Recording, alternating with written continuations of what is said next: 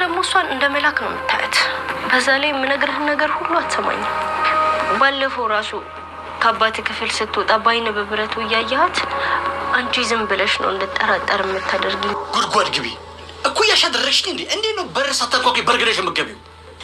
ይቅርታ ግን አሁን መነጋገር ስላለብን ነው። ምንድነው ደግሞ እኔና አንቺ የምናወራው? ደግሞ ምንድነው የሚያደናብርሽ? ቆይ ሰላም ምንም ባላወቀችበት አሁን ላይ ሳሚ እየወነጀላት ይገኛል። ይኸውሉም ጥፋቱ የሜሮን ቢሆንም ሰላም ምንም ባታውቀውም ነገሩን አሁን ላይ ግን ሳሚ እሷ ላይ እየፈረደባት ይገኛል። ሜሮን ሁሉም ነገር አቀነባብራ ከአባቱን ጋር ካገናኘች በኋላ አሁን ላይ ከሳሚን ጋር እንድትጣላ ታደርጋለች። የሜሮን ክፋት የባሰ ቢሆንም ሜሮንና ሰላም ግን ሁለቱም መቼም ተወደው አያውቁም። ሰላም ሳሚንም እንደምታፈቅረው ካወቀችም ጀምሮ ሜሮን የሌለ ክፋቷ ብሶባት ይገኛል። የሳሚ አመለካከት ለሰላም ያለውንም ፍቅር በሁለቱ መሀል የቅናቷ በጣም የክፋቷ ብዛት አሁን ላይ ሰላምንም ያላደረገችው ነገር አድርጋለች እያለችባት ትገኛለች። ሰላም ሁሉም ነገር በእውነተኛ መንገድ ብትሄድም ከሳሚ ውጪ አንድን ቀን እንኳን ስለ ፍቅር ያላሰበችውንም ከአባቷ ጋር ግንኙነት እንዳላት ሁሉም ነገር በወረቀት ታሰፍረዋለች። ሳሚም ወረቀቱን ያገኘው ሜሮን ክፍል ካስቀመጠችበት እቃም ሲፈልግ ነበረ። እቃውም እየፈላለገ እግሩ ላይ ወረቀቱን ይወድቃል። ይህንን ያየነው በባለፈው ክፍል ላይ ነበረ።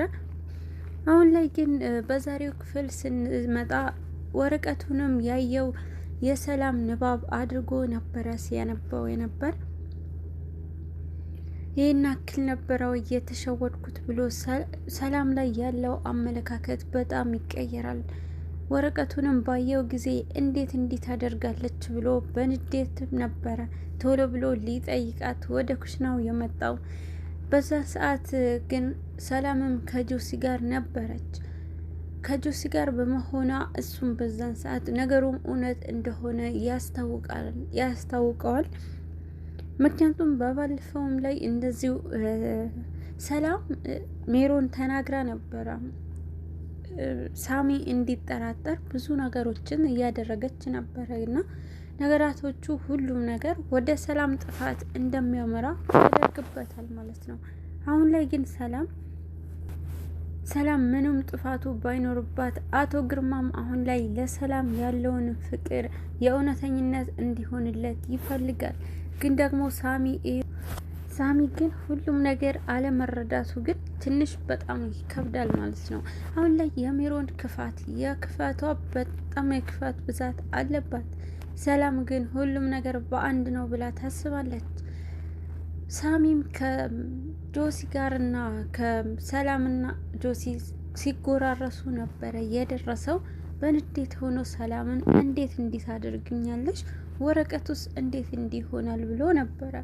ግን ደግሞ የሳሚና የሰላም ግንኙነት የጠነከረ ቢሆንም ግን ጆሲ ደግሞ እሷን ሲያጎርሳት ሲያይ ነገሩም አንድ የሆነበት ሁሉንም አንድ ይመስለዋልና በመጨረሻም ይህንን ነገር ክፍሉ ሆኖ ሜሮንም ወደ ክፍል በምትገባበት ሰዓት ቤቱ ምስቅልቅል ገብቶ ነበርና የሜሮን እዛ ውስጥ ወረቀት ያስቀመጠችውም መቼም ሳሚ አግኝቶት እንዳይሆን ብላ በውስጧ በጣም እየፈራች ነበረ። ነገሩም እውነት ነበረ። የሰላም የሰራችላትን ወረቀት ሳሚ አግኝቶት ነበረ። ወደ ሰላም በሄደበት ሰላምን ከጆሲ ጋር ስላገኛት ቶሎ ብሎ ነበረ ሳሚ ወደ ክፍሉ የተመለሰው። ሳሚ ወደ ክፍሉ በተመለሰ ሰዓት ግን ደግሞ ሜሮን ተጨንቃ ነበረ ያገኛት። ሜሮንም ተጨንቃ የውልህ ሳሚ ላስረዳ ያለች ሁሉም ነገር ለማስረዳት ትሞክራለች። ነገሩ የሜሮን ጥፋት ሁሉም የሰላም ታደርገዋለች። ወረቀቱንም ይህንን እንዴት ልትነግሪኝ ትችያለሽ? እስካሁን ድረስ ለምን ደበቅሽኝ? ይላታል። በዚህ ሰዓት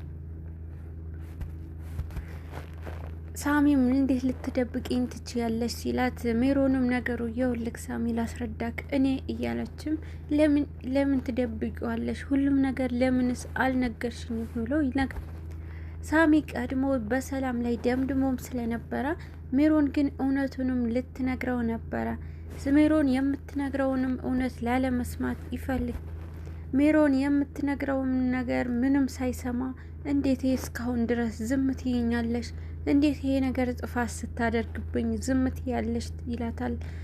ነገሩም እውነቱን እንዳላወቀ ታውቅና ለሰላምም ያላትንም ክፋት አሁን ላይ ሳሚ ከጎኗ ሲሆን ትጠቀምበታለች። እኔ እኮ እንዳትጣሉ ብዬ ነው ብላ ሜሮንም ታስመስላለች። የሜሮን ማስመሰል ይቀጥልና ሰላምና ሳሚም ለማጣላት ትጠቀምበታለች።